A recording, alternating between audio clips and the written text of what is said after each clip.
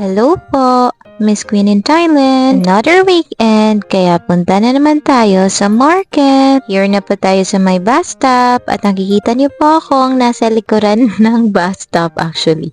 Kasi po, super init sa Thailand ngayon. Alam niyo bang, grabe din po yung air pollution dahil sa, na mga kagagawan nila dito. Fit check! Here's my outfit for today's market. Big thanks to my Insta360 1x2 camera kasi hindi na po ako mahirapang mag-video, maglagay pa dyan ng tripod or ano-ano dahil hawakan ko lang siya. Hindi ko na po pinatagal yung mga video sa bus, sa pangalawang bus na to kasi lagi na po itong nakikita sa videos ko. At dito na tayo sa market. Ang bilis no, kaya ang sakit din sa mata, sorry na po, para naman po umiksi pa yung video natin. Ganito po talaga yung ginagawa ko pag nagwa-market, pinupantahan ko po yung gusto ng client ko. Usually clients ko po din kasi parang namimili lang po talaga sila for shopping for themselves. Alam niyo yun, ang ganda no, sarap naman. Sana all tayo dito naghahanap buhay pa din. Pero thank you Lord, because of that, I have this kind of part-time. Kaya kailangan ko pong hanapin yung mga gusto ng clients ko. Except sa mga hindi ko po talaga alam kung saan or kung anong shop, nagsasuggest na lang po ako ng iba pang products or yung brands at nagugustuhan po naman nila. Kaya nakaka-happy din, di ba? Dito po pala ako sa my beauty products kasi madami din pong gustong bilhin yung client ko for today. By the way, kumukuha lang po ako ng clients na per box na po para hindi po ako mahirapan. Pagod na po kasi ako sa mga pasabay. Hindi naman po sa namimili ako ng client. Hindi rin po kaya ng katawan ko. Kung alam niyo lang talaga ang hirap din po ng trabahong ito. Pero hindi ko po pinagsisihan na pinasukan ko itong part-time na to kasi dati pa lang talaga po ako mahilig magbenta, lalo na po sa beauty products at sa mga damit. Pangarap ko po talaga magkaroon ng isang clothing line at yung gumawa ng sariling formula for skincare. Ayan, nilalagay ko na po yung mga products na pinabili po ng clients ko. Ang gandang mag-shopping sa shop na to. Alam niyo bang super supportive po ng mga staffs, lalo na pag alam nilang nagva-vlog ka or nagbebenta ka kasi open for live selling din dito kahit hindi po sa'yo itong shop na to. Kaya shoutout sa mga staffs na tumutulong talaga kahit na hindi mo po bibigyan dahil ganun din naman po talaga yung mga local dito. Super mababait po nila at matulungin. Yun nga lang, medyo nasaktan na din sila sa mga gawain ng ibang Pinoy kaya parang nilalahat na din po talaga dito. Kaya kung maaari, let's stay kind and be humble naman kahit naman mga ganyan lang yung trabaho nila. Hindi lang po sana nating ilalang dahil kung wala din po sila, wala din tayo sa posisyon natin. Ante lang po muna. Actually, sumingit. Edang si Ade Pro yes nailing kapagod na. Ha haze. High-tech na din pong pagbayad dito kasi lalagay mo lang yung pera mo dyan sa may machine tapos susuklian ka lang kung magkano yung sukli mo.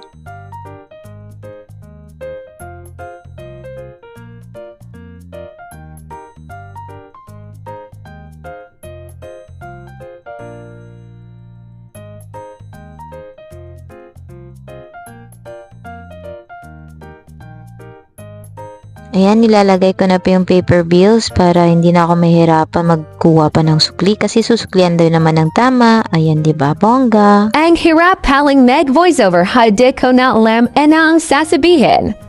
Lol. Pearl Laban pa din sa pag-edit nailing haha. Thank you po.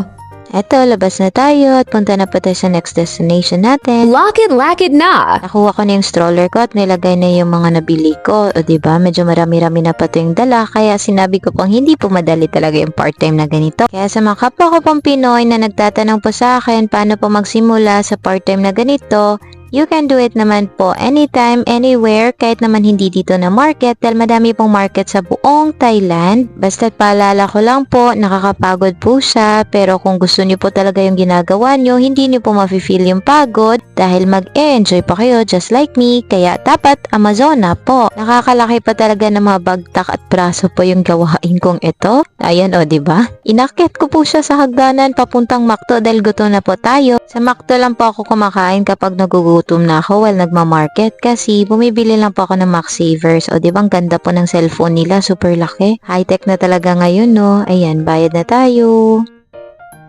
Pero sa totoo lang, kaya sa Makto din po ako dahil magcha-charge tayo, diba? Multi-purpose po tayo dyan. Kakain tayo, magpapahinga at magcha-charge. Kasi kailangan ko din pong tawagan yung client ko. Minsan kasi gusto ko pong sila mismo actual yung mamimili ng gusto po nilang bibilhin aside doon sa mga pinag-usapan na po namin through PM. Ako din po kasi yung tipong taong hindi po mapakali kapag walang ginagawa o diba kumakain pero nagsuscroll-scroll. Sorry po Lord, pero kailangan po natin magtrabaho while kumakain. Kaya po hindi lang po yung basta-bastang scroll. Naghahanap po ako ng mga hinahanap po ng client ko. At ayan, nakikita niyo ang dami ko na pong dala. So, nag-jump na po yung video pala natin. Pasensya na, hindi ko din po to na inakalang wala na pala tayo doon sa McDo. Diba? Ang bilis. Nakaikot na ata ako nito at saka bumili ulit ng tubig kasi uwaw na po ako sa sobrang init pero naka long sleeves ako.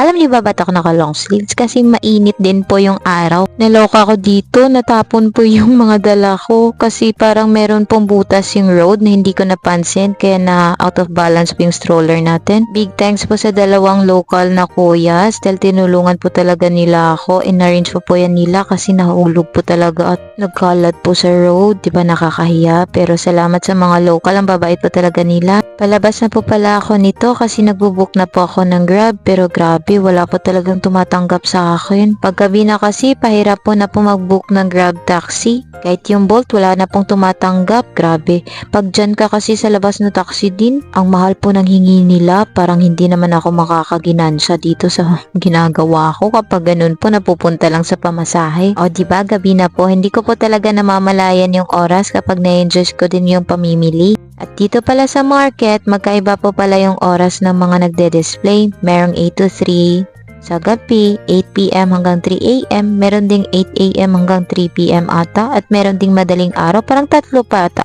Hindi ko po alam, nakalimutan ko na, pero ganun po dito sa market na to. Ito po pala yung Platinum Market, kung saan malapit lang din yung Platinum, Central World, Bayok. Ang dami mo pang mapuntahan dito actually kasi sa sentro na po to ng Bangkok. So nakikita nyo ang nasa daanan na talaga ako at nag-aabang ng taxi kasi hindi talaga ako tinatanggap ng Grab at saka ng Bolt. Gabing-gabi na po at alam niyo bang may pasok pa nito kay nabukasan? Sobrang pagod na pagod po ako sa araw na ito. Buti na lang kinabukasan nito hindi po masyadong loaded sa school at saka gamay na gamay ko na po yung gawain sa school kaya super papasalamat din po ako sa school dahil hindi po talaga kami binabagsakan ng madaming trabaho din.